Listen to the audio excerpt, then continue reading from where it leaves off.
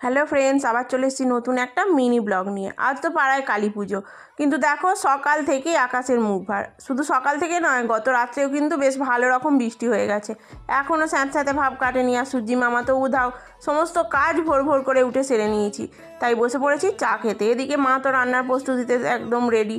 রান্না করতে করতে এদিকে বসে পড়েছি হেয়ার কেয়ার করতে। শ্যাম্পু করতে হবে, চুলটাকে একটু বেশ গ্লসি দেখাতে হবে, তো তাই রেডি হয়ে নিয়েছি। স্নান টান করে যাচ্ছি দোকানে, পুজোর জিনিসপত্র কিনবো, সাথে ধূপবাতি দেবো। রাস্তায় পড়লো মন্দিরটা, তাই তোমাদেরকে দেখিয়ে দিলাম। কোনো লোকজন নেই, শুধু জলটাই সবে আনা হয়েছে। সন্ধেবেলা তো হবে পুজো, তার জন্য সমস্ত পুজোর জিনিসপত্রগুলোও কিনে নিয়ে চলে এসেছি।